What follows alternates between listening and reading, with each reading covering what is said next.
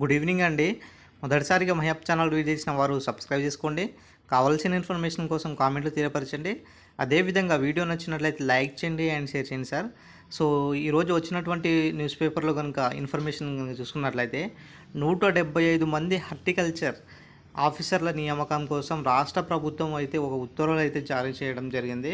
ఇది కంప్లీట్గా అవుట్సోర్సింగ్ ప్రతిపాదన పోస్టులను ఫిలప్ చేయాలనేసి నిర్ణయం తీసుకోవడం జరిగిందండి.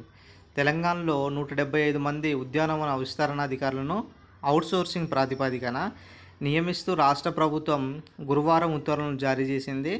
వీరంతా 2026 మార్చి 31వ తేదీ వరకు, ఇక్కడ చూడండి సార్, 2026 మార్చి 31 తేదీ వరకు హార్టికల్చర్ శాఖ డైరెక్టర్ నియంత్రణలో పనిచేయనున్నారు. అత్యధికంగా భద్రాద్రి కొత్తగూడెంలో 13 మంది, ఖమ్మంలో 12, నల్గొండలో 11 మంది, రంగారెడ్డిలో 10, వికారాబాద్, సంగారెడ్డి, సూర్యాపేట జిల్లాలో 7 నియమితులు అవ్వడం జరిగింది.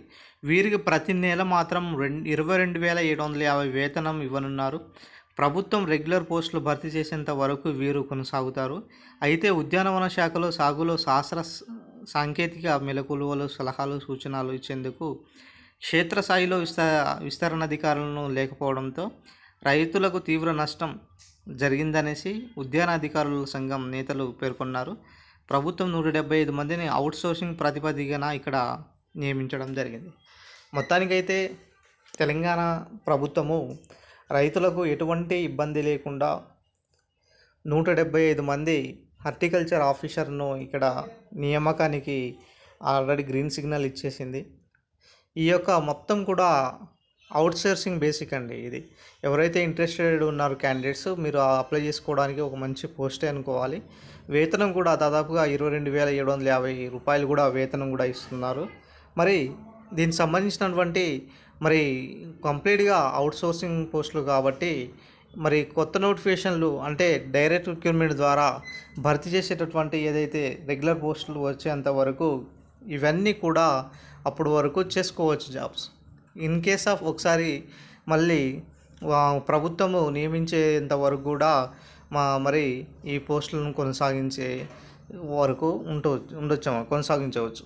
మరి అత్యధికంగా భద్రాద్రి కొత్తగూడెం జిల్లాలో 13 మంది, ఓకేనా, ఖమ్మంలో 12 మంది, నల్గొండలో 11 మంది. ఇవన్నీ కూడా ఎవరైతే ఇంట్రెస్టెడ్ క్యాండిడేట్స్ ఉన్నారో మీరు మాత్రము ఈ యొక్క అవకాశాన్ని వినియోగించుకోండి. ఎందుకంటున్నా అంటే అవకాశం అనేసి ఈరోజు తెలంగాణలో చూస్తున్నాం, నిరుద్యోగము ఎంతగా పెరుగుతుందో చూస్తూనే ఉన్నాం. ప్రతి అవకాశాన్ని వినియోగించుకోవాలి. ఈ వినియోగించుకుంటూనే వచ్చే నోటిఫికేషన్లు ప్రిపేర్ అవ్వండి. ఏదో మీరు ఏదో అనుకొని మరి దీంతోనే మా పని ఇంతే అనేసి అనుకోకుండా మేము ఒక ఉన్నత స్థాయికి వెళ్ళాలి అని ఒక టార్గెట్ పెట్టుకోండి.